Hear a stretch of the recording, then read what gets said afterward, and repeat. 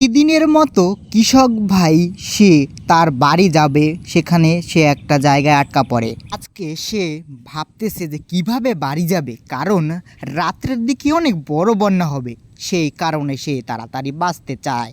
সে অনেক সময় ধরে ওইখানে চিন্তা করতে থাকে, কিন্তু সে চিন্তা শেষ হয় না।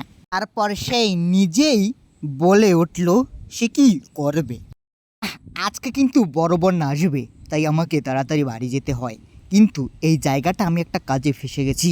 এখানে তো একজন পুলিশ আসলে সবচেয়ে ভালো হয়। বন্যার তো নামকরণ হয়ে গেছে, বন্যার নাম হলো রেমাল। তো এই বন্যাকে কাটিয়ে যাওয়া অসম্ভব।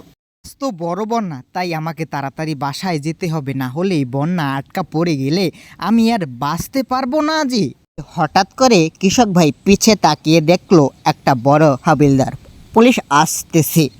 তারপর সে পুলিশটার দিকে তাকিয়ে দেখলো যে পুলিশটা এদিকে আসতেছে।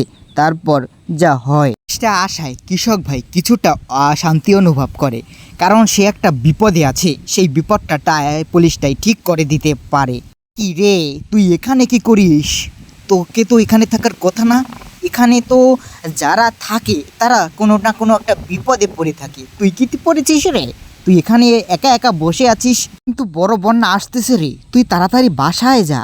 ইস কাকু, তুমি আমার এই ঝামেলাটা একটু কাঁধে নেও না। বাসায় যেতে হবে, আজ বলে বন্যা।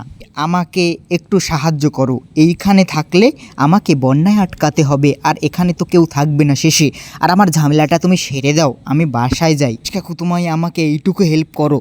তোমার এই সাহায্য আমি মনে রাখবো। ইস কাকু, তুমি আমাকে হেল্প করো, এখানে অনেক কাজ, তাই একটু তুমি সামলে আমাকে যেতে দাও। তাড়াতাড়ি বাসায় যাই, ঠিক আছে? ঠিক আছে, তুই যা, তোকে তো ভালো চিনি আমি, সমস্যা নেই, চলে যা। এখানের যে কাজটা, সেটা তো কিছু কাজ আমার কাছে কোনো কাজ না। তুই মেরে পারবো না, তুই যা। কঠিন কাজকে সহজ করা আমার কাজ, তার জন্য চাকরি নিয়েছি। তো বন্যা আসতেছে, রেমাল নাম দিয়েছে। তুই তাড়াতাড়ি চলে যা তো এখান থেকে। কাকু, তোমাকে অসংখ্য ধন্যবাদ। আমাকে একটু বাসায় যেতে হবে আনাজপাতি নিয়ে। তো তুমি এখানে আমার কাজটা সলভ করো, আমি তাহলে যাই। তুমিও এখানে থেকো না, আজ বন্যার বিপদ সব কুলে পড়বে, ঠিক আছে? ঠিক আছে রে, তুই যা তাহলে, এখানে আর থাকিস না, আর রাত করিস না, কারণ রাস্তাঘাট ভালো না। ঠিক আছে, তুই তাড়াতাড়ি এখান থেকে যা আর বাজারটা কর। ও তোকে আমি সাবধান করছি, রাস্তাটা খুব খারাপ, ওইখানের পথটা খুবই ভয়াবহ রাস্তা। কিন্তু আছে পুলিশ কাকু, তোমাকে অসংখ্য ধন্যবাদ। তুমি কি আমাকে অনেক সাহায্য করেছো। তো আমি আনাজপাতির ব্যাগটা নিয়ে যাই, বাজার করতে হবে, রাত্রে ফিরতে রাত হবে বলে কৃষক ভাই পা চালাতে চালাতে সে চলে যায় তাকে বিদায় জানিয়ে। কৃষক ভাই যখন রাত্রে আনাজপাতি কিনে বাড়ি যাচ্ছিল, তখন সে একটা দমকা হাওয়া টের পায়। এটি করে তারপর সে ওইখানে দাঁড়িয়ে পড়ে।